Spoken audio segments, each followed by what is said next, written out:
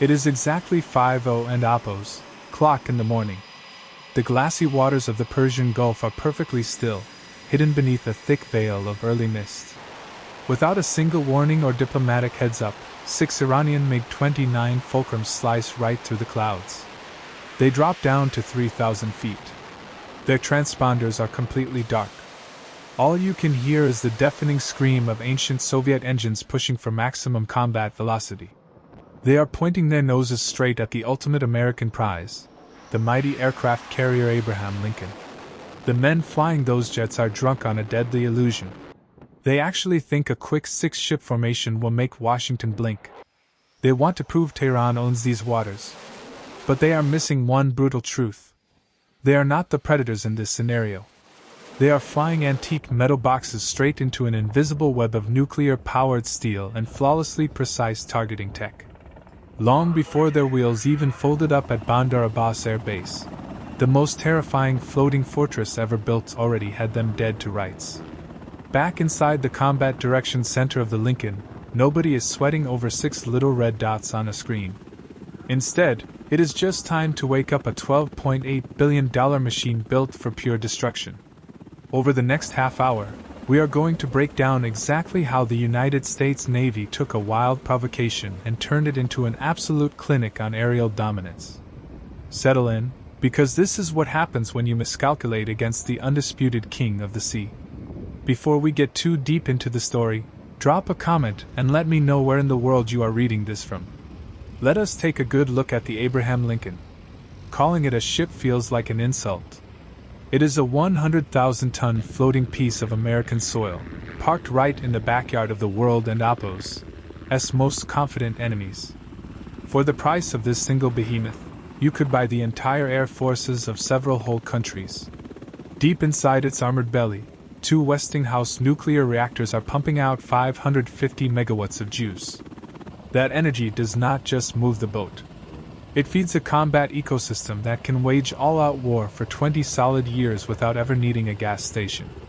While the enemy counts every drop of fuel, the Lincoln sits there like an immortal god, ready to unleash hell anywhere within a 700 nautical mile radius. 5,500 brilliant minds live inside that hull, operating gear that rival nations only see in movies. Up top, the flight deck is basically a conveyor belt of doom holding over 70 warplanes, including the legendary Super Hornets.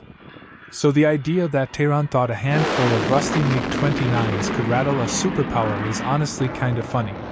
Trying to intimidate the Lincoln with worn-out jets that lack spare parts is like bringing a wet noodle to a gunfight. This is not a fair fight. Fairness does not exist out here on the water.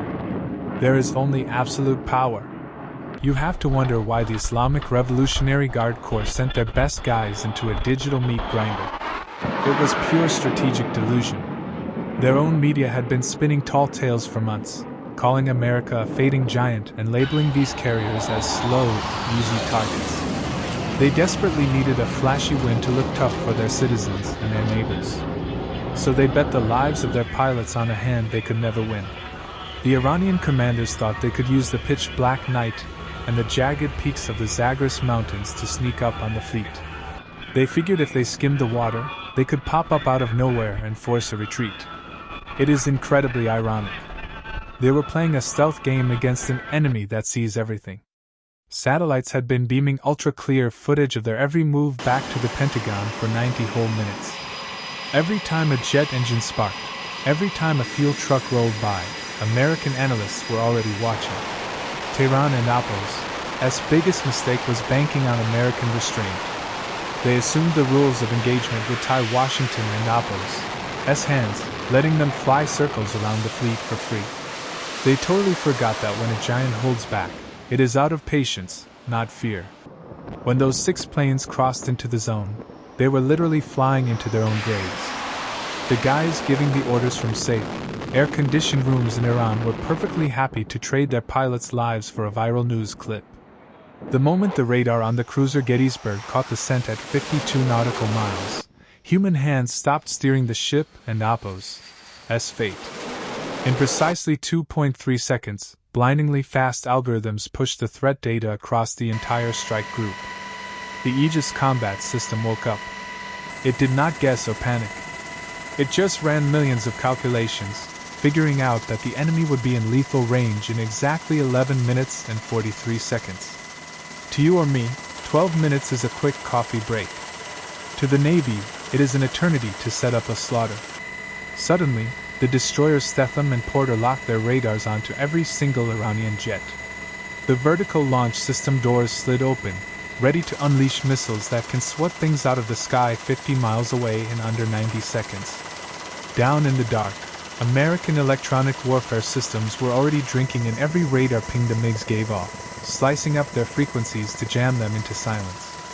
The Iranian pilots were gripping their old analog sticks, sweating, thinking they were closing in for the kill. They had no clue they were already erased on the American screens. At exactly 51 minutes past 5 in the morning, the order to launch shattered the quiet on the carrier deck. What happened next was a choreographed ballet of violence. A standard 4-minute launch was crushed into 90 seconds of pure, controlled adrenaline. 2 Super Hornets, call signs Python 1 and Python 2, were already hooked to the catapults. Their General Electric engines were screaming. The pilot pushed the throttle to maximum afterburner, lighting up the dark sky with violent orange flames. In under 3 seconds, 40 tons of fighter jet ripped from 0 to 165 miles per hour across just 310 feet of deck. They shot over the water with a sound that rattles your bones. Right away, the radios crackled with a simple, terrifying order to find them, lock them, and keep them away from the ship. Down near the water, the 6 Iranians were completely oblivious. They did not know the 2 Pythons were already 20,000 feet above them, holding the ultimate high ground. The American pilots stared at their scopes, tracking targets far beyond what human eyes could ever see. With ice in their veins, they picked their marks. Every finger rested gently on a trigger. The hunt was basically over before the MiGs even realized it had begun. The Iranians tried a classic pinch move, splitting into 2 groups. One swept in from the northeast at 8,000 feet, while the other pushed from the east at 15,000 feet. It was a cute trick, hoping to overwhelm the fleet and Apo's defenses. But they were trying to outsmart a computer brain built to track hundreds of targets at once. Things got desperate. One Iranian pilot aggressively dove down to just 400 feet, flying so fast at 480 knots that his jet wash kicked up the ocean spray as he aimed for the Lincoln. Another guy flew his jet upside down right over the Porter, shaking the sailors' bones with the noise. They were desperate for a cool picture. But all the while, their cockpit alarms were screaming a horrible, high-pitched wail. They were locked on. The American jets were trailing them like shadows, ready to end them with a single twitch of a finger. The intense pressure broke their formation apart into sloppy, panicked flying. At exactly 14 minutes past 6, Iran pushed way too far. One MiG broke away and launched into a steep, aggressive dive straight at the Lincoln and Apo's control tower. It looked exactly like a suicide run. The ship and Apo's phalanx guns snapped to attention, ready to unleash 4,500 rounds every 60 seconds. Down in the combat center, the officer in charge took exactly 2 seconds to make a choice that ended a life. The radio buzzed with the word bruiser, the ultimate green light to destroy. Python 1 did not hesitate for a fraction of a second. An MRAM missile slid off the rail. It is a pure miracle of modern physics, accelerating to Mach 4 in a heartbeat, tearing through the dawn like a white laser beam. The Iranian pilot realized the screaming alarm was no longer just a warning. He tried to rip his plane away and threw out flares. But that missile does not care about tricks. The 20-pound warhead exploded perfectly beside his right engine. A massive fireball ripped the jet apart in the blink of an eye, turning a piece of military hardware into falling, burning trash. With his plane falling out of the sky, the pilot ripped the ejection handle. The rocket blasted him out of the cockpit with a brutal 17 gs of force, nearly crushing his spine before his parachute finally opened over the water.